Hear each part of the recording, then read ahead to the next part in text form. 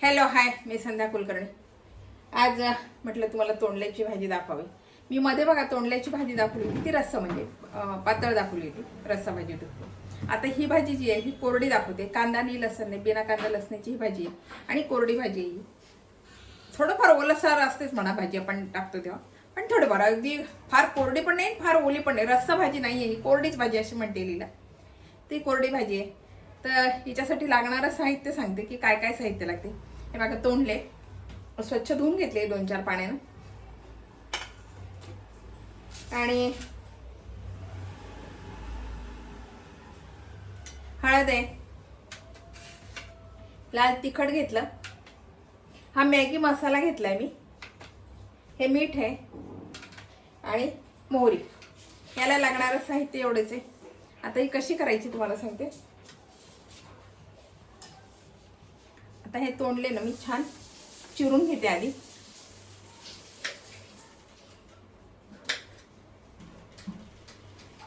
पातळ, फार पातळ पण नाही आणि फार जाड पण नाही, असे तुकडे करते तोंडल्याचे।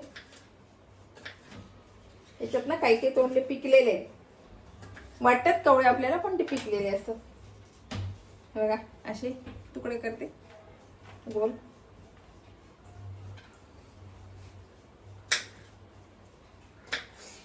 आणि ही पण भाजी खूप छान लागते आणि डब्याला द्यायला तर खूप चांगली आहे बरं ही भाजी, डब्याच्या लायकीची आहे। पण पातळ भाजी शक्यतो लोक डब्याला देत नाही, कोरडी भाजी खूप सुंदर होते आणि लागते पण छान। जरी हिच्यात कांदा लसण नसलं ना तरी ही भाजी खूप छान लागते।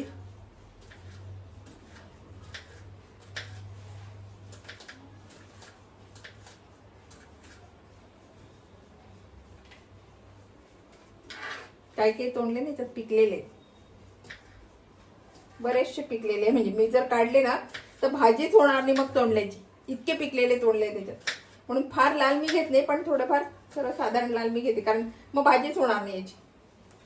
आणून ते काय झालं माहिती का, 2 दिवस राहिले आणि 2 दिवसांनी मी आता भाजी करते।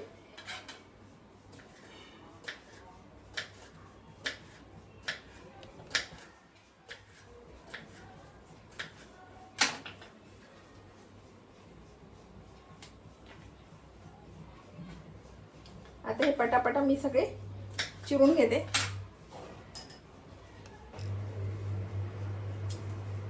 आणि हे बघा मी आता हे छान तोडले म्हणजे चिरून घेतले।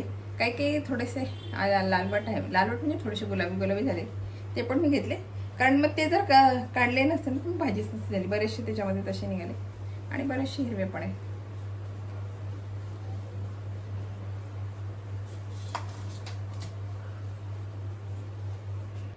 आणि बघा आता कढई ठेवली, त्याच्यामध्ये मोहरी घालते,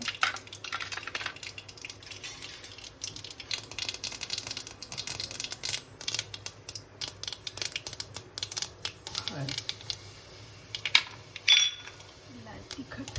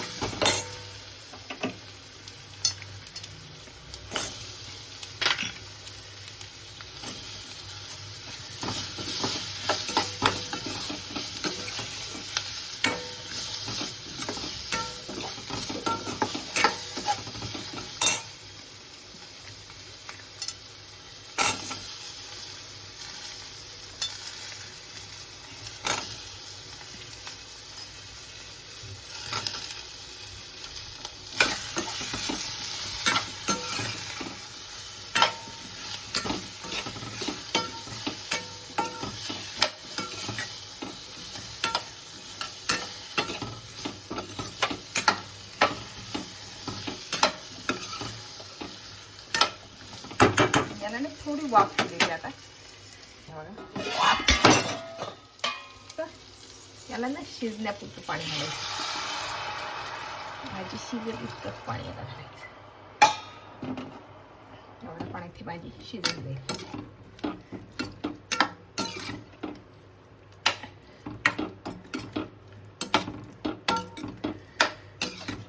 गॅस वाढवते,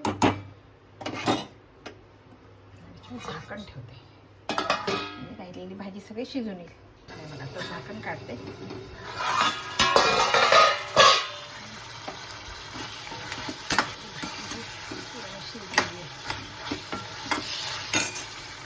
मीठ राहिलं घालायचं.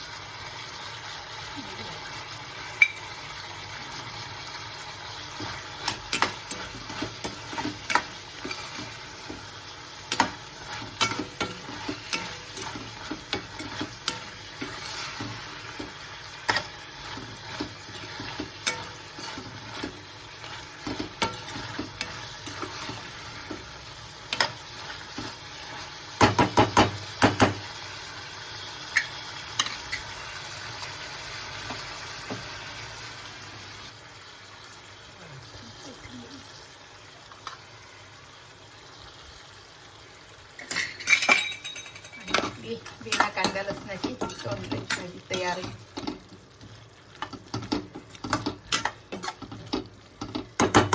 बघा आपली बिना कांदा लसणाची तोंडल्याची भाजी तयार आहे. फार वेळ नाही लागत हे शिजायला. थोडीशी वाफेवर होऊ द्या लागते. पाणी घातलं मी, बिना पाण्याची नाही बरं का, तशी शिजणारच नाही. पाणी थोडं घातलंय, पण थोडं घातलं मी पाणी, फार नाही पाणी घातलं. तिला शिजण्यापुरतंच पाणी घातलं आणि आपली भाजी तयार आहे. वाफ येते ना, खूप छान लागते ही भाजी.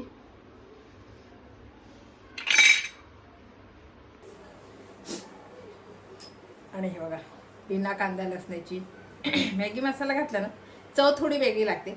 साधं तिखट मीठ घातलं तरी चालेल, पण मॅगी मसाला तुम्ही काढून बघा, चव आणखीन काही वेगळी लागते आणि खूप सुंदर लागते भाजी. साधी तिखट मीठ जरी घातली आणि वाफेवर होऊ दिली, थोडंसं पाणी घालायचं, वाफेवर होऊ द्यायची, खूप छान लागते ही भाजी. इतकी छान लागते ना ही भाजी, खूप सुंदर लागते ही भाजी. नक्की करून बघा आणि मॅगी मसाला टाकून करून बघा, आणखीनच चव जरा वेगळी लागते. आज मी एरवी मी टाकत नाही, पण आज मी मॅगी मसाला घातला. मॅगी मसाला घातला की चव छान लागते. बघा ही रेसिपी तुम्हाला कशी वाटली, आवडली का? आवडली असेल तर लाईक करा, शेअर करा, सबस्क्राईब करा, म्हणजे माझे असे नवीन व्हिडिओ तुम्हाला बघायला मिळतील. आणि ही भाजी करून बघा. माझ्या न बिना कांदा लसणाची भाजी तुम्ही नक्कीच करून बघा. तुम्ही जर कांदे खात असाल ना, तर थोड्या का होईना पण ह्या करून बघा, म्हणजे तुम्हाला कळेल की बिना कांदा लसणाच्या पण भाज्या खूप छान लागतात. बाय.